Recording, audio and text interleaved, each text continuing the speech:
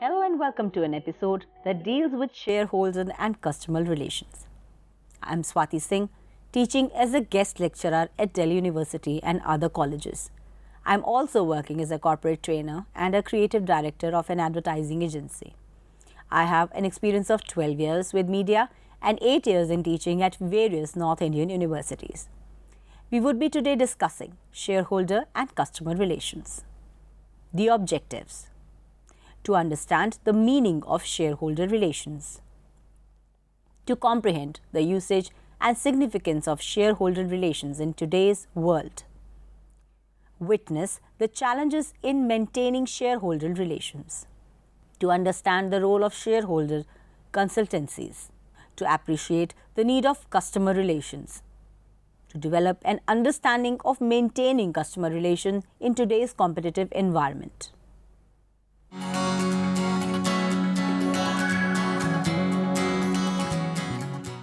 An introduction. In the current market scenario, the value of shareholder and customer relations is immense.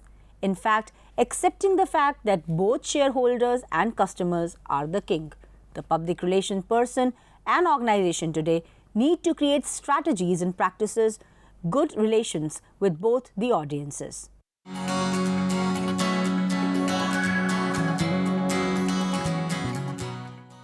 Meaning of shareholder relations. Shareholder relations are the term used to describe the ongoing activity of companies communicating with the investment community.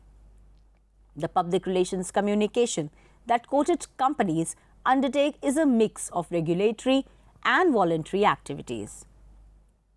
Investor relations is essentially the part of stock market life that sees companies interacting with existing shareholders, potential investors, analysts, and journalists.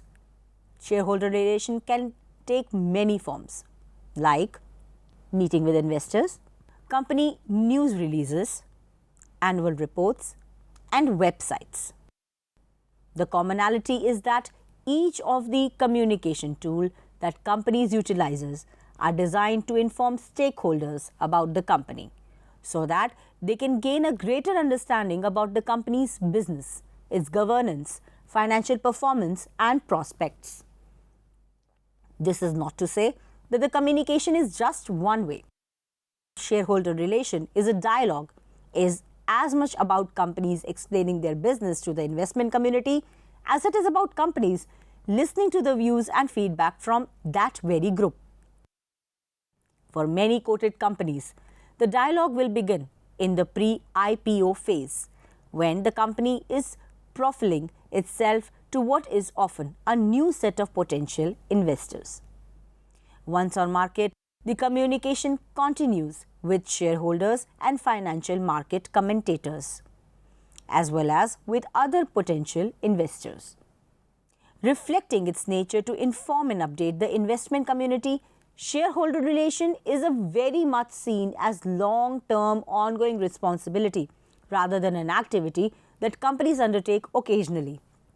With thousands of companies mushrooming and registering at the Bombay Stock Exchange, competition for investor, analyst and media attention is strong, with the risk of being that unnurtured relationship and low or even no visibility with such groups can result in quoted company having limited access to these audiences.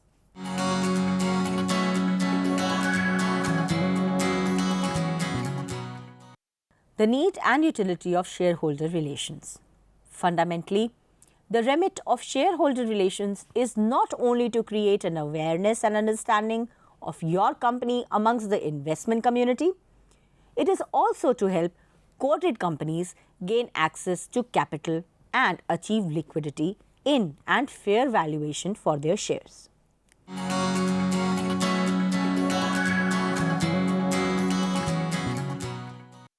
The role and usage of media in managing shareholder relations. The financial journalists play an influential role in today's financial markets. They are relied upon by investors or shareholders and the public as a filter to assess the investment ability of companies, offering buy or sell advice to determine trading news and financial results, whether exceptional profits or trading downturns, and making sense of complex financial information. The need for companies to communicate effectively to this audience and ultimately to all shareholders is paramount. Coverage in the financial media will foster positive or negative profile and visibility for a company and acts as a backdrop to its shareholder relation program. Whereas public relations professionals are in the business of establishing, building, and protecting reputations, financial commentators are in the business of questioning these, attempting to put a true value on these reputations. Good financial public relations will act as a conduit between a company and the financial media and help this process. It is a far cheaper way of building a company's reputation than advertising, with the added benefit of being a third party or a journalist opinion which adds credibility.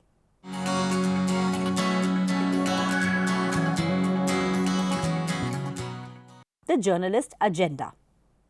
For a company to communicate effectively to media, it is imperative that its public relation representatives understand the dynamics of the financial journalist agenda. So, any engagement runs smoothly and effectively for both the company and the journalist. The recent rise in demand for financial and business news and cutbacks in the media has resulted in significant increase in workload for financial journalists.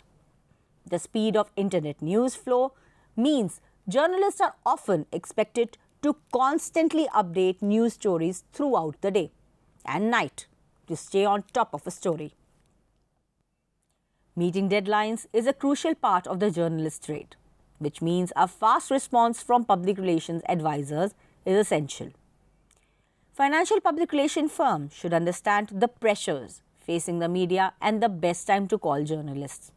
Public relation advisors should always be prepared to anticipate the questions that will be asked and will appreciate to never phone a journalist on deadline unless the call is relevant to the story in question.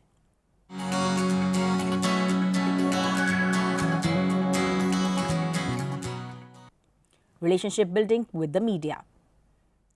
Relationship building should be at the heart of any media strategy.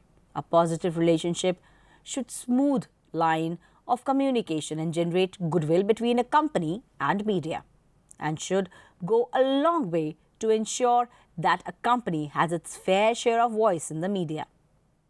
Companies should try to engage with media in a variety of ways, including one-on-one meeting, through the corporate calendar, and not just at results. Different news will require different approaches to the media. Key to any meeting or engagement is preparation, and companies should expect a briefing with their public relations advisors ahead of each journalistic meeting so they know what to expect.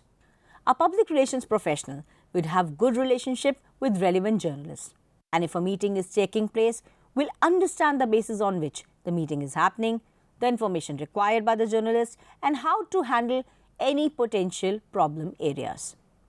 If this process is not adhered to, companies may well find themselves in a difficult situation.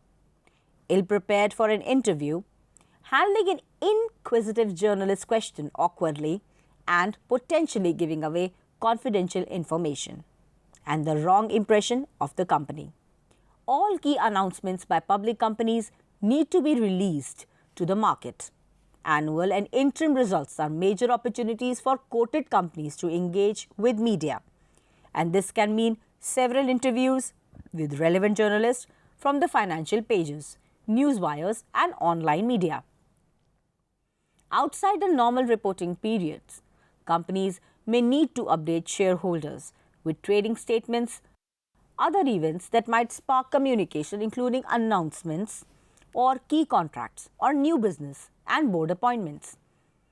These are opportunities that can encourage media relationships and develop understanding of the company.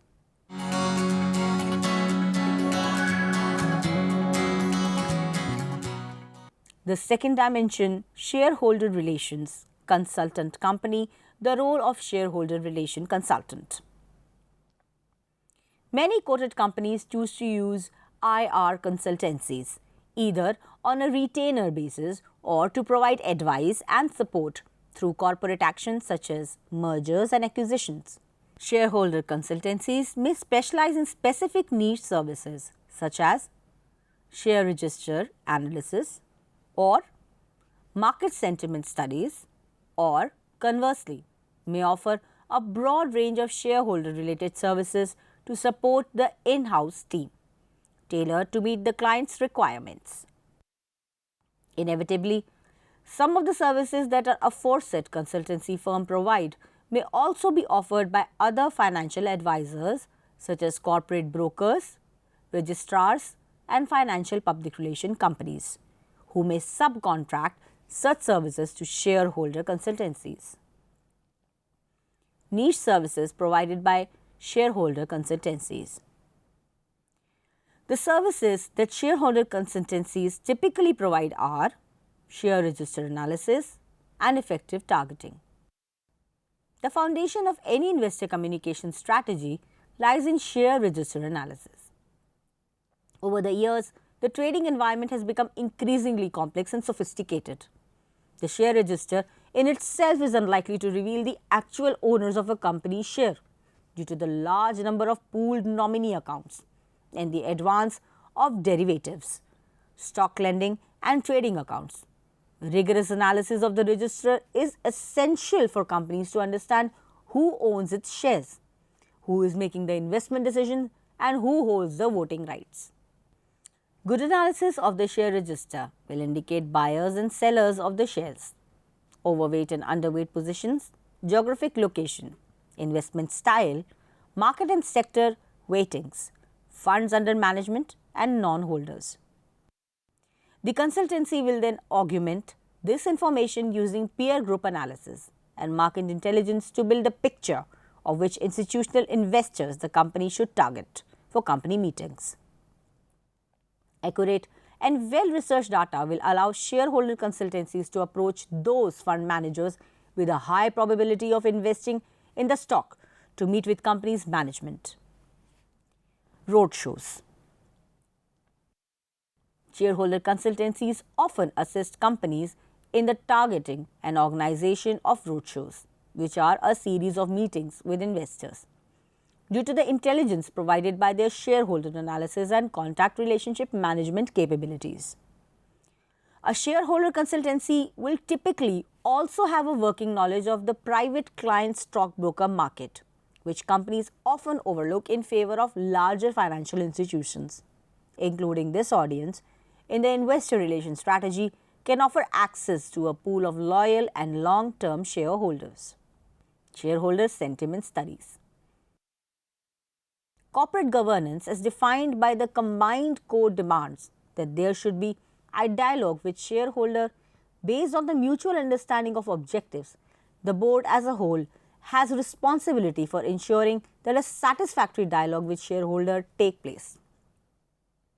It is the chairman's responsibility to ensure the entire board is informed of shareholder sentiment. Many companies undertake sentiment survey to ascertain cognition and perception of their stock. Shareholder consultancy can support quoted companies by interviewing a cross-section of overweight, underweight and absentee investors to gauge shareholder sentiment and offer strategic output. In-house training and support.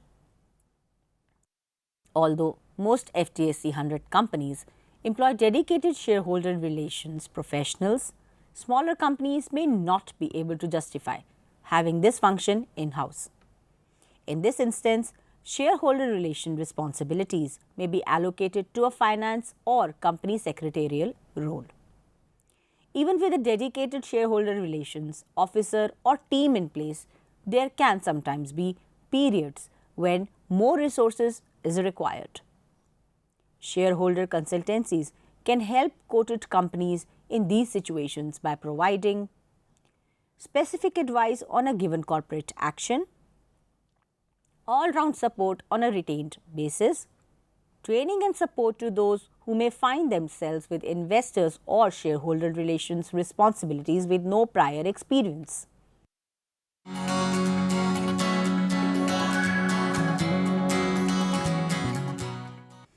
Customer relations. An introduction to customer relations. The customer relationship management literature recognizes the long-run value of potential and current customers. Increased revenues, profit, and shareholder value are the result of marketing activities directed towards developing, maintaining, and enhancing successful company-customer relationships. These activities require an in-depth understanding of the underlying source of value that the firm both derive from customer as well as deliver to the customer. Customers are the building blocks of a firm. Therefore, in order to endure long-term success, the role of marketing in a firm is to contribute to building strong market assets, including valuable customer portfolio. Need and importance of customer relationship. Customer relationship is an integral part of company's public relations strategy, and its input should be actively considered in decision regarding the development of organizational capabilities, the management of value creation, and the allocation of resources. Customer relationship principles of public relations provide for a strategic and tactical focus for identifying and realizing sources of value for the customer and the firm, and can guide 5 key organizational processes, which are making strategic choices that foster organizational learning, creating value for customer and the firm, managing sources of value, investing resources across functions, organizational units and channels, and globally optimizing product and customer portfolios. Public relations officers are increasingly focused on managing customer relationships, the customer asset or customer equity. Customer relationship management explicitly recognizes the long-run value of potential and current customers and seeks to increase revenues, profits, and shareholder value through targeted marketing activities directed towards developing, maintaining, and enhancing successful company-customer relationships. These activities require an in-depth understanding of the underlying source of value the firm both derives from the customers and delivers to them. Current definition of customer relations.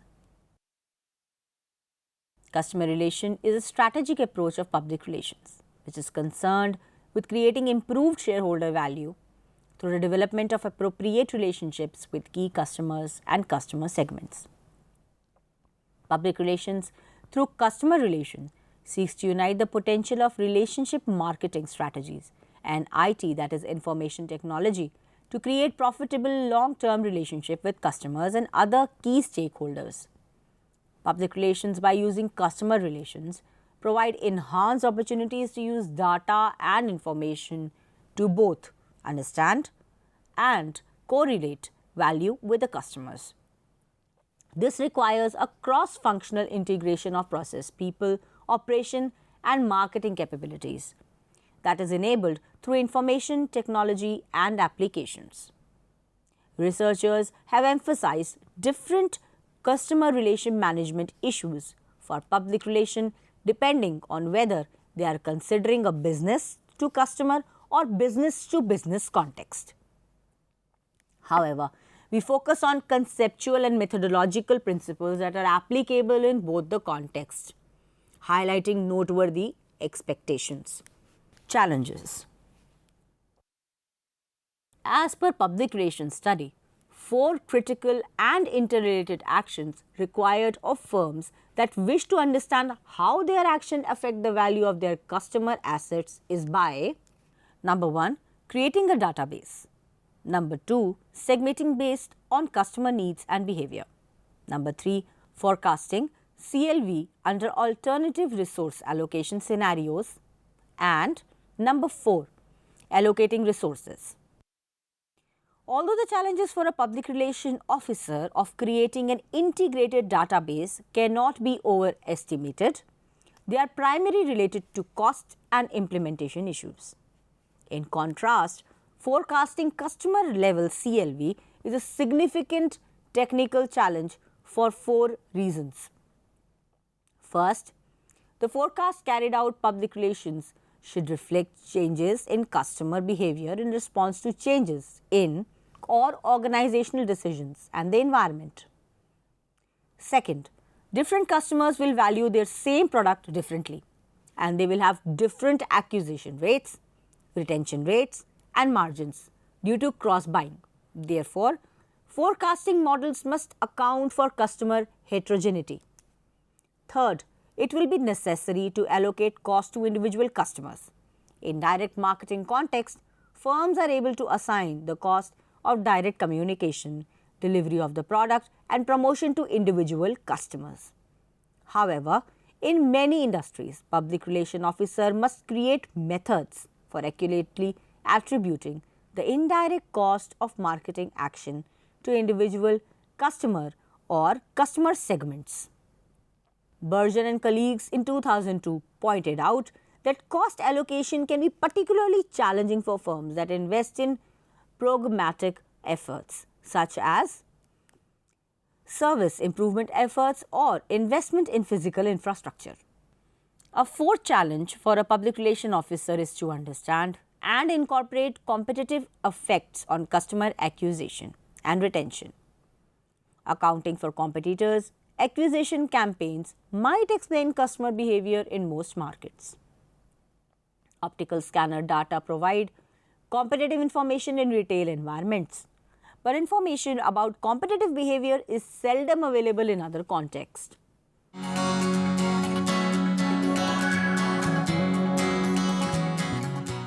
Customer acquisition.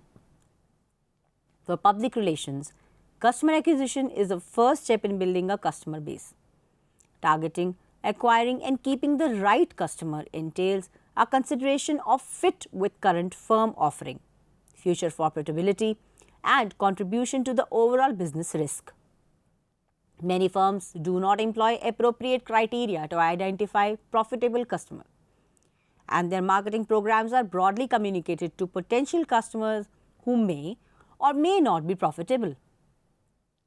Consequently, customer acquisition can be a costly and risky process, especially because new customer may not represent a good fit for the organization's value proposition, a phenomena that can often occur if acquisition is done outside previously targeted segments. Customer product fit becomes important because campaigns aimed towards new customers that change the positioning of a product can alienate existing customers. Certain public relation practitioners discuss the nature of the relationship or fit of the customer and the brand, finding that customers with different characteristics have different satisfaction thresholds and therefore different probabilities of repurchase. This leads to the more general observation that customer acquisition influences the diversity of the customer portfolio, thereby influencing business risk. But this aspect of customer relationship management is rarely studied in marketing. Lack of focus during acquisition activity is very likely to result in adverse selection, whereby the prospects that are least likely to be profitable are most likely to respond to marketing efforts. For credit companies, the problem is particularly worrisome because they must verify the suitability of all respondents, thus incurring screening costs. Certain public relation practitioners identified the problem of adverse selection by using data from a firm's customer relationship management system to target prospects likely to respond and be approved. This approach increases the number of customers who are approved while reducing the number of bad customers. Their analysis is post facto and the marketing message is not altered, but their results showed 30% to 75% improvement compared to traditional models that take into account either response likelihood or approval likelihood, but not both. This method can be extended to new customer acquisition and better targeting of costly promotion to migrate customer to higher level of lifetime value.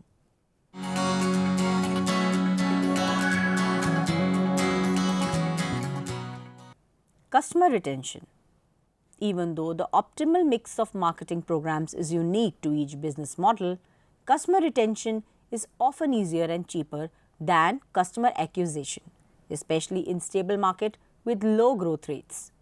An organizational emphasis on customer retention also makes sense when discount rates are low. Hence, customer retention has received considerable attention from marketers. In fact, many organizations have considered the management of CLV as equivalent to the management of customer retention.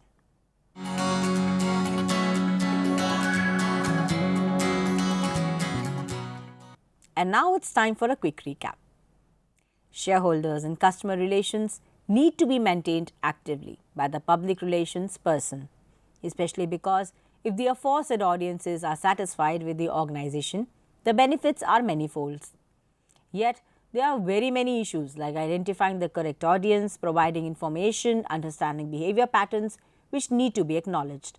Also, both the functions are challenging, yet once handled well, reap unlimited profit for any organization.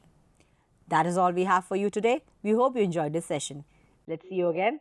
Till then, thank you and namaskar.